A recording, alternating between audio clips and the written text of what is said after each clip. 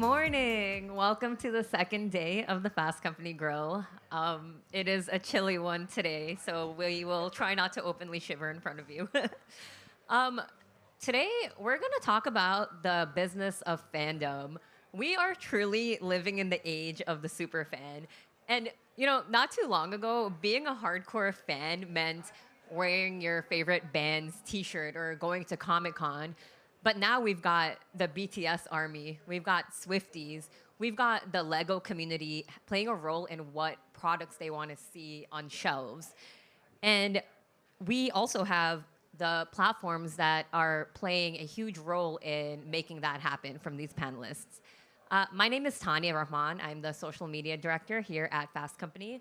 We're going to explore fandoms today, and we've got an excellent lineup of speakers who I'll ask if you all can introduce yourselves and share a little bit to the audience about what your platform does for the fan community. And Gita, I'm looking at you, so we're going to start with you. Great. Hi, everybody. It's great to be here. This LA girl is a little cold. I am the Chief Operating Officer at Crunchyroll. Our business is around super serving a very specific fandom, which is the anime fan. And so we operate a lot of different ways to engage with them. A streaming service, we distribute films, we have merch, we have games, you name it. And excited to be here. It's a topic that's very near and dear to my heart. Hi, Marin. I'm a Canadian boy, and I'm cold, so you're all okay. So I am president of Wattpad Webtoon Studios and co-president of Wattpad, which means I sit with two platforms, Wattpad, which is one of the world's largest web novel platforms, Webtoon, which is one of the world's largest webcomic platforms, with about 160 million users across both of those. Millions of IPs with millions of fans. We have those creations on our platforms, and we take them to film, TV, publishing, merchandising, and everything in between to follow the fandoms where they are. Hello, everyone. Thank you for having me here. My name is Jun Choi. I'm the president of Weverse. And for some people here might not be familiar with Weverse, we've been around for about 6 years. And we started with, as you briefly mentioned, with BTS and ARMY. And we started with a few K-pop artists. Then we've been growing up to with the service with 10 million monthly active users and fans from more than 200 countries around the world. That's incredible. To set the stage a little bit for the audience, I'd love to start with kind of the evolution of fandoms. How did we get here, and what role has the internet and social media played in this new world we live in? Aaron, why don't we start with you? Sure. I think intrinsically it comes down to a redefinition of the word niche. So if you thought about what a fan was 20 years ago, you have a sports fan and your niche was everyone in the town you were in loved your sports team. You could be a comic fan and there'd be 6 of you down at the comic store, 7 in my comic store, arguing over why you hated the latest Spider-Man. What the interweb did for all of us was let us find our niche. And all of a sudden a niche is like 1 million people, 10 million people, 50 million people. And that evolution has allowed more people to find people like them.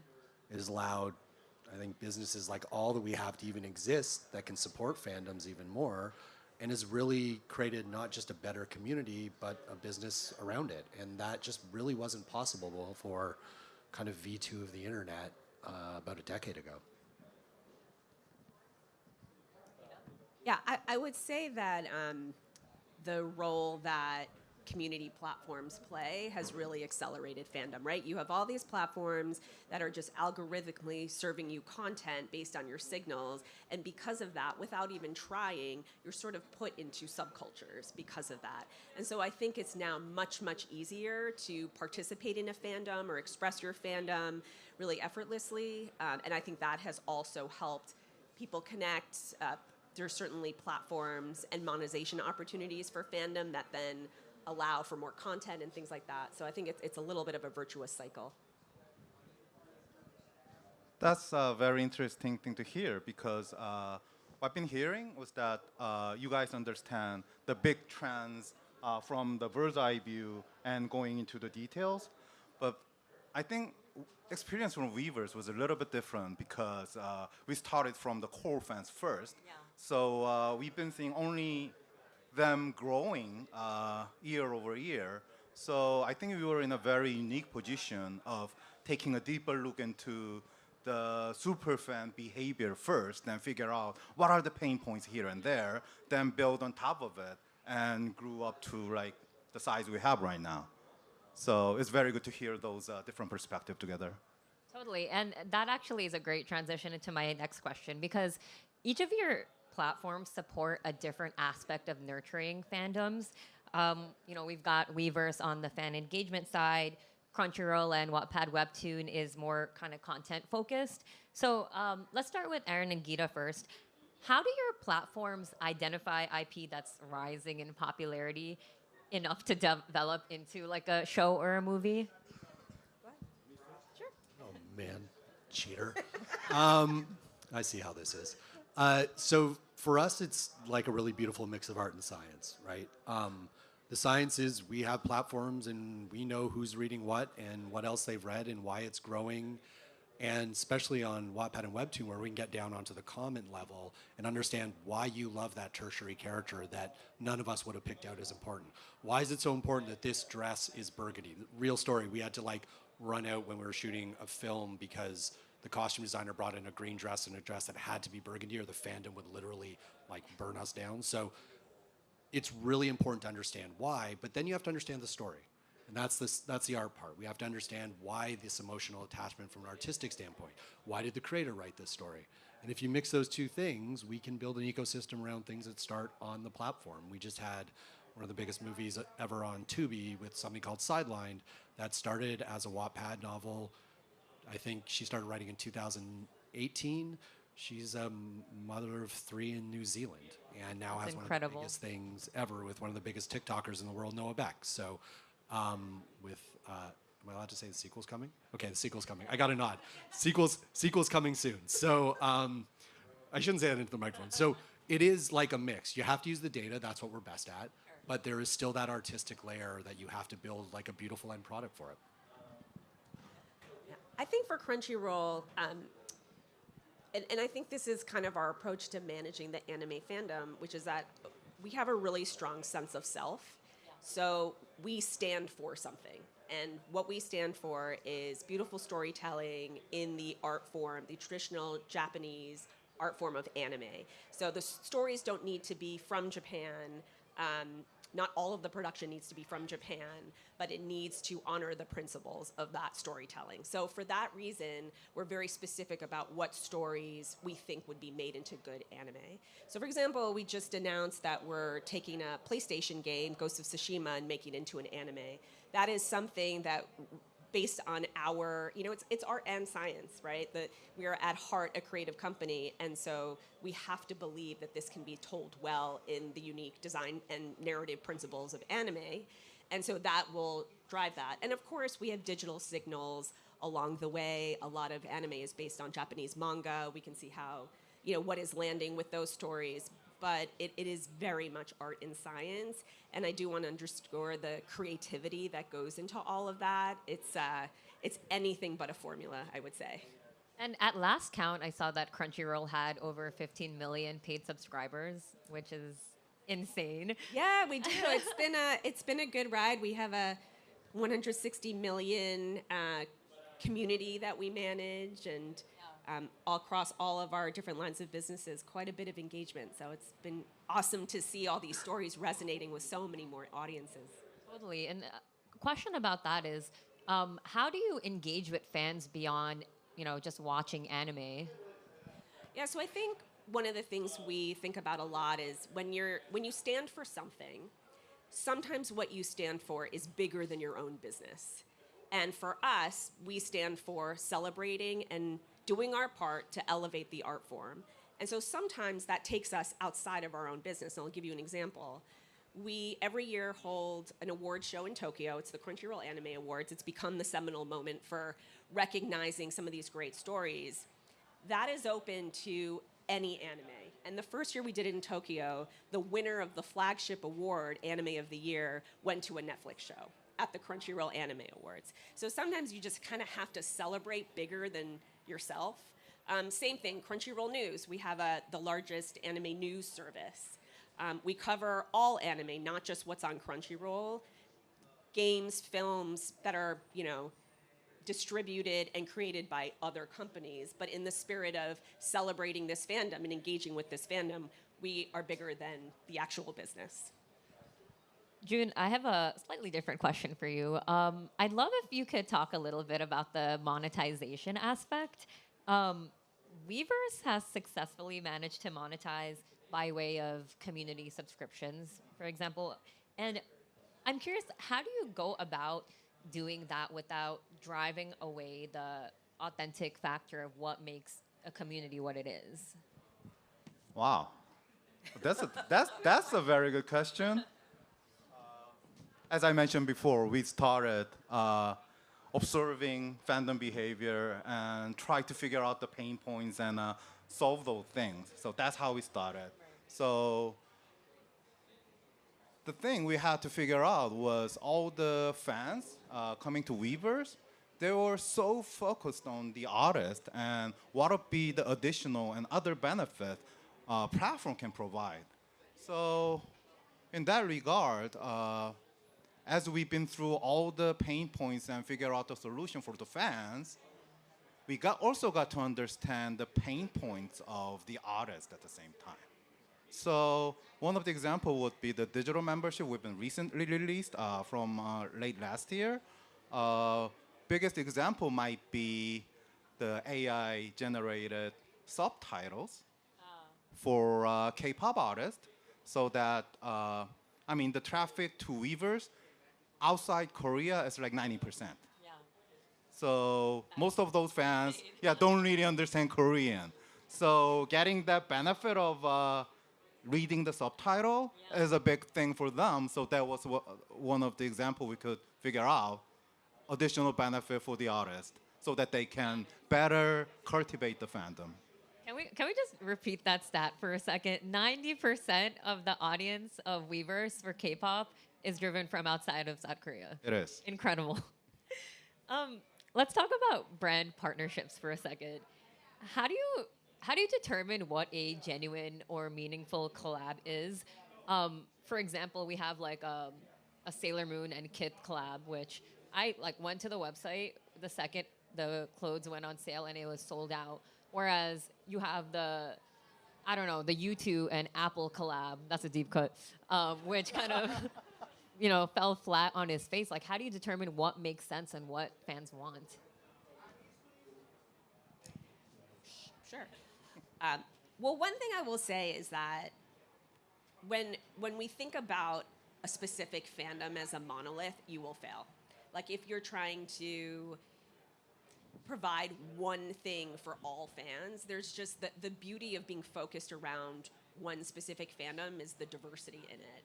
And so I think for us, everyone uses this word, but it's really like having a sense of heart in why you're doing it, right? People can sniff out a commercial opportunity or monetization for the sake of monetization. And I loved your answer to the last question, because a lot of times we think of monetizing a fan base as kind of like an uncomfortable thing to talk about, but actually they can be really well aligned. If you love a story or a game, you want to engage with it in so many different ways, and a company or a brand that gives you a cool product that you want to have in your home or put on your shelf or wear, that is creating value for the person that loves that particular thing. And so I think it's really about just understanding what the motivations are and also executing it in a way that just honestly doesn't feel commercial because you didn't have that intention to begin with.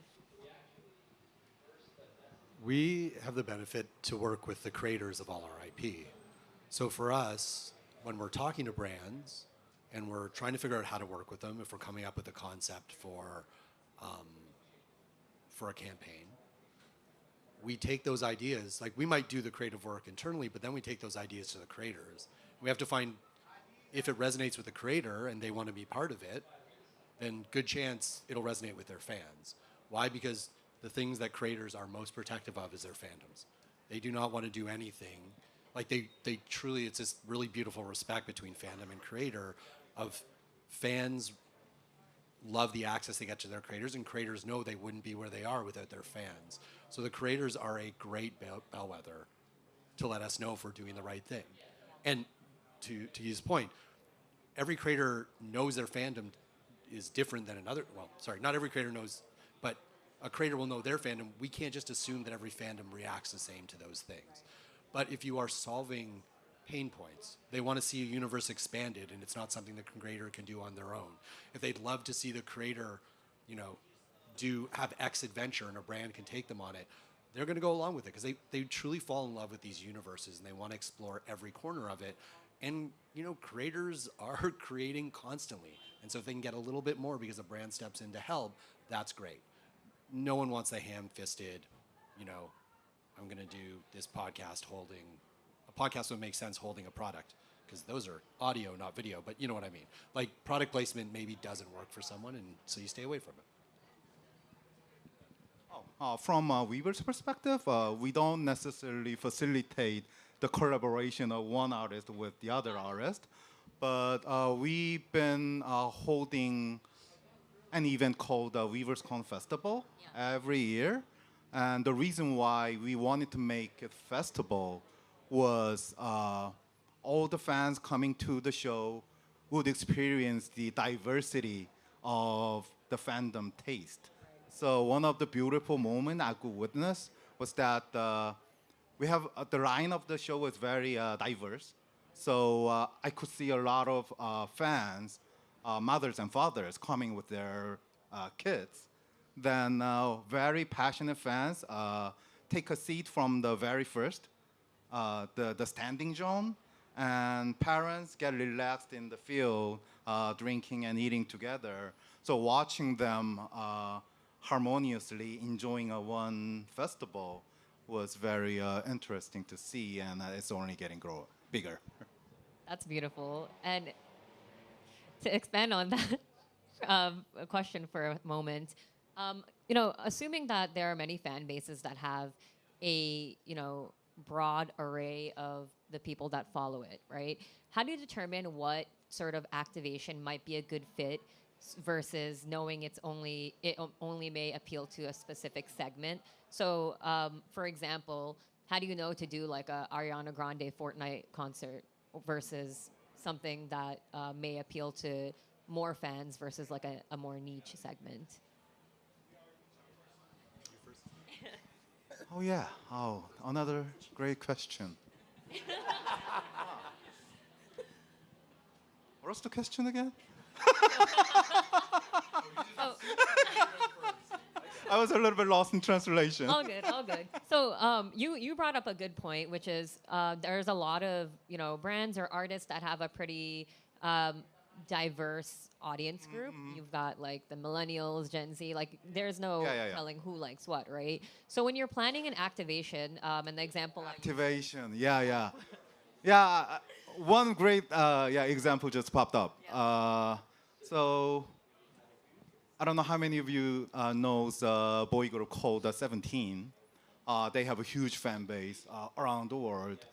So they already had a strong core fandoms, over 10 million only on Weverse. So they're already strong, making a lot of money, but at the same time, artists and the label wanted to reach out to the bigger audience. One thing we did was creating a special TV show. But not only on TV, but also on Weverse and other channels altogether.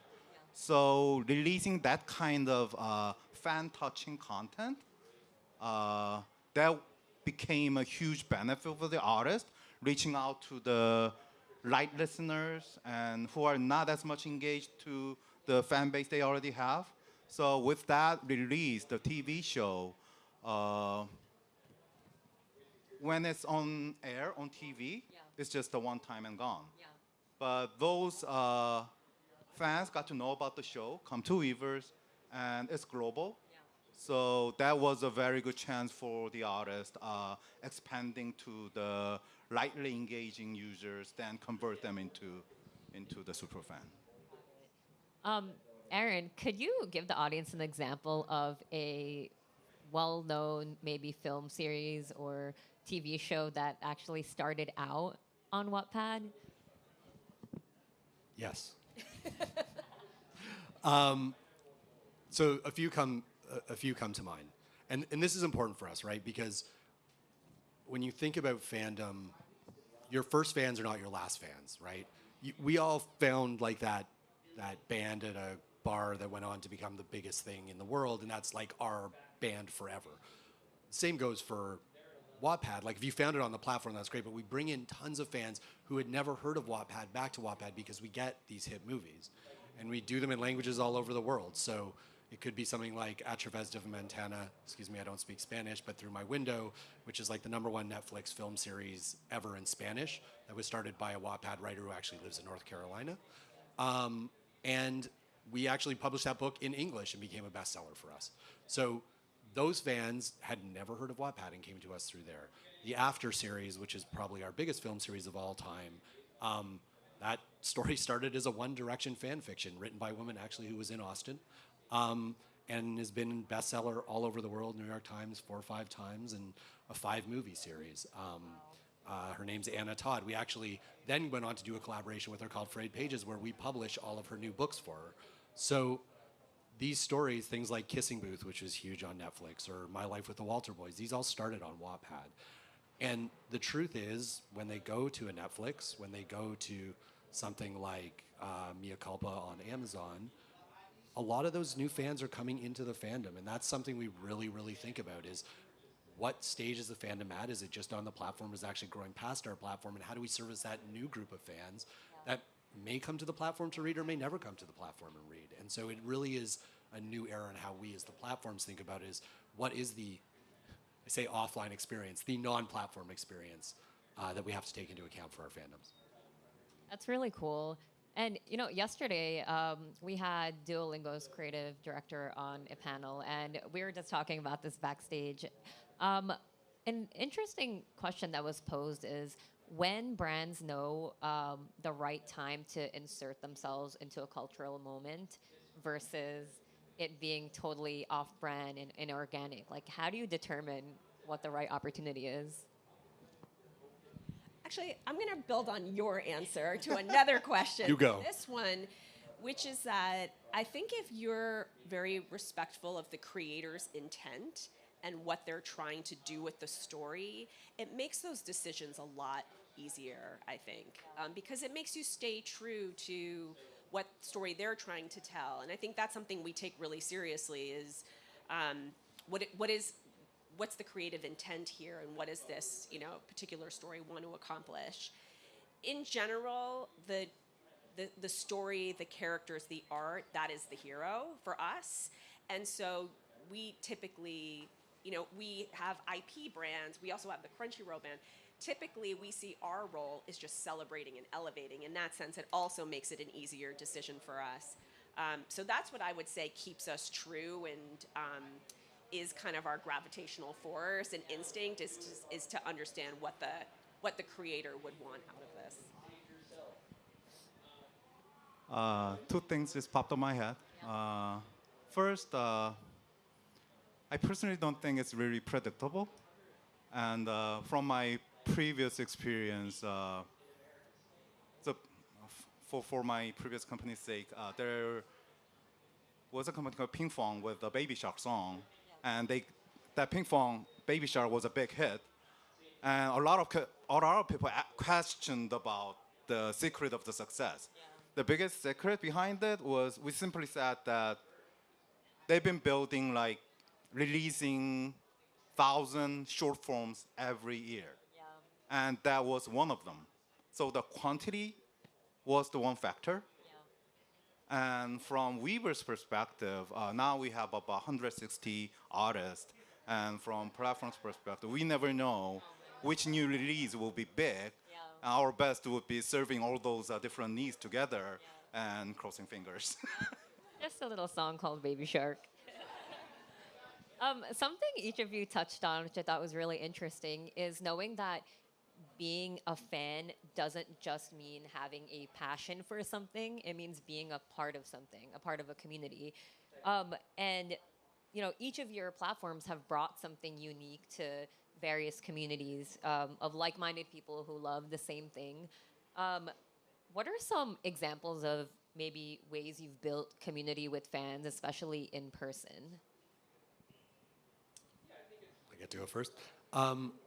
So we always have a presence at Comic Cons, San Diego, New York Comic Con.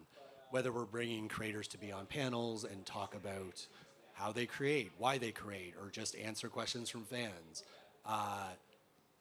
We did New York Comic Con this year, and there's 2.5 hour lineups to get an autograph from our creators. And a lot of you have never heard of Webtoon before, but that is the power of fandom. With Wattpad, we've done WatCon in the past, where it is kind of just our own conference to bring fans out who want to meet those creators. Sometimes it's an educational track because we know people want to become creators. How can they become better creators? It goes back to understanding why the community wants to interact with your brand. Not every live event is good. Not every pop-up is good. Not every IP supports their own fandom, so you group them together under one brand, like a WatCon. But you have to be flexible with it, and especially we're seeing more and more fans do want to, as the pandemic truly falls into the past, like they do want to get out and interact in real life with each other. So it's finding communities that can come together in bigger cities and bigger places and easier to get together. I guess a lot like South by, right? A lot of us come here because we want to interact with like-minded people and have that weird conversation about something we didn't think we were going to talk about at a bar later tonight. Well, that's the same thing when you're setting up for fandoms. How do you create those authentic interactions after the panel? And so you go where the fans are. Totally. Switching gears for a second. I don't know if anyone's going around saying they're a super fan of an accounting firm or the MTA, but it's clear that there is a desire from companies across different industries, be it tech, education, retail. They want to create a similar sense of belonging with customers. So, what can organizations from other industries learn from the fandom community? I think my answer to that would be very simple and too simple that all the people already know. When it comes to the brand and the storytelling to the audience, it all boils down to the authenticity. So we never encourage artists who don't really desire to engage to the fans. This platform might be not for them. Yeah. So authenticity is the most important thing.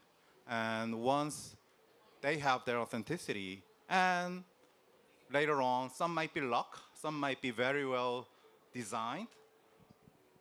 But when you see the spectrum of fandom, there's a special moment when being a fan, being a fan of someone or something is very happy experience. That means a lot to our lives. So when you're so into something or someone, then the next desire we have is to find other people with the same interest.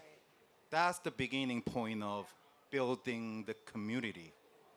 So in order to do that, being yourself, to be truly authentic might be the first step for, it's not only for the artists, but also for other brands and business altogether.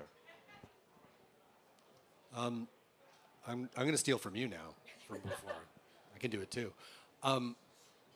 You said we know what our brand stands for. Part of it is that. It's defining yourself as a brand, what it means to be that brand, and figuring out what part of that you want to be in different channels, right? You can be an educational brand like Duolingo and all of a sudden be about a dead owl, and the whole internet's going to talk about it. Have you ever looked at Build-A-Bear's Instagram? It is not what you think it is. Go read it. It is unhinged. But they decided that in that channel, they can talk about themselves in a different way than they ever would in a store. They understood the reach of their brand, and it became fun. Now, it doesn't mean if you're an accounting firm, you want to be maybe you want to be the fun accounting firm. I'd like to see you if you do. But you can have that. You just have to be true to a persona. And it may not work, but you have to be ready to experiment. And the beautiful thing about, especially something like a social channel, is okay. We can all say they have long memories, but they have pretty short memories. So you can experiment. You can think like a tech company and do some A/B testing in there to really understand what could your brand be. How do you differentiate yourself from the 50 other accounting firms in your town by something that you can control really easily yourself, that isn't massive TV campaigns or anything like that. We have been having such a great conversation that I forgot to look at the time. So unfortunately, we're closing off this panel. June, Aaron, Gita, thank you so much for your time and for such a great conversation. Can we give them a round of applause, please? Thank you very much. Thank you, everyone. Thank you very much.